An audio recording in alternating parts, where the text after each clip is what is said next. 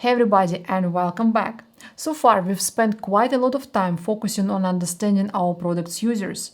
We rely on design thinking to build up empathy with them and get to know deeply their goals, motivations, and behaviors related to a problem space we are discovering. However, we cannot skip conversations about other important stakeholders, your internal teams. Regardless of how good you are as a product manager and your knowledge and skills, there is no chance that you can grow a product in isolation from other teams in your company. Yes, you will be able to build up the first version on your own and validate the problem and solution, but going further, you will require additional support. So you have to know your internal stakeholders and collaborate with them throughout the end-to-end product development process. A list of stakeholders every PM deals with regularly is long and varies depending on the nature of the business, industry, and size of your company. As a rule of thumb, your stakeholders can be members of any team that influences product development. For example, senior management, sales, marketing, research and development, engineering, operations, customer support, finance, HR teams, and even other product teams in your organization.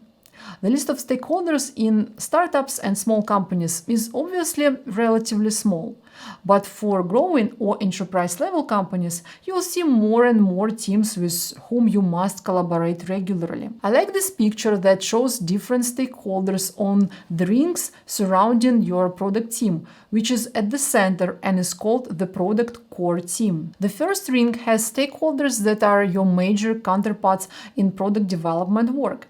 Usually these are your company founders or executives, sales team, and research team in case you work for a deep tech company. And on the second and third rings, we have other teams with stakes in the product development process, but that are not as much involved as your stakeholders in the first ring. Identifying your stakeholders early in the process and building up trusted relationships and regular communication with them is very important for a product manager. Of course, you may ask me, why? Well, because your most thoughtful and well-defined plan will work only in case people who either sponsor it or participate in its execution will believe in it.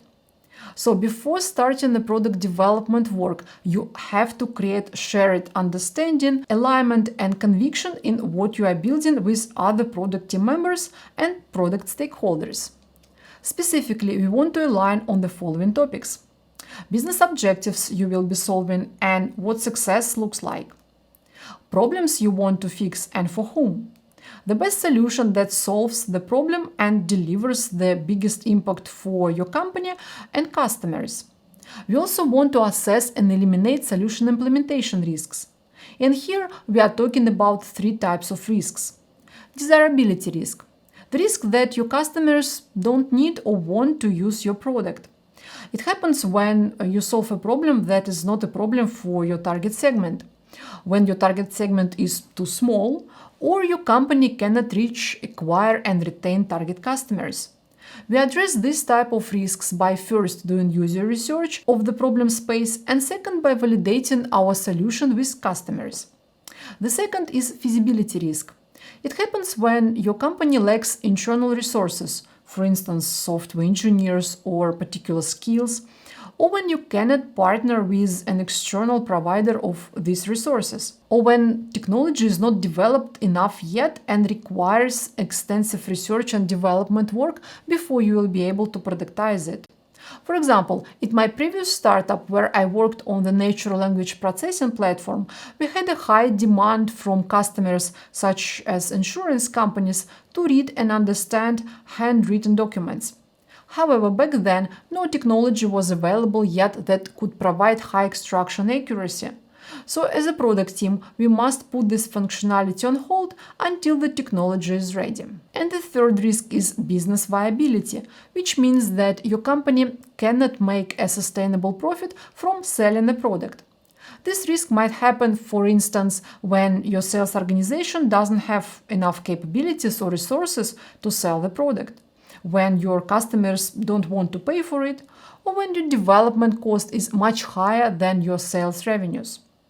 So what options do you have to align with your stakeholders and reduce product development risks? Well, different techniques are available for you to create the stakeholders alignment right at the beginning of the product discovery work, and then keep them updated regarding the status of the work. In this section, we'll go over some of the most popular techniques used by product teams. And even though you don't work with product stakeholders in this program, you'll have a chance to practice these techniques by applying them to your course project. So let's get started just after we recap this lecture. Product internal stakeholders play a vital part in the product development process. Your stakeholders can be members of any team that influence product development, from senior management to HR. You collaborate with stakeholders to agree on the business objectives you are solving and the outcome you look for, problems you want to fix and for whom, the best possible solution, and risks you want to avoid. Okay, that's it for the video, and I'll see you in the next one. Bye!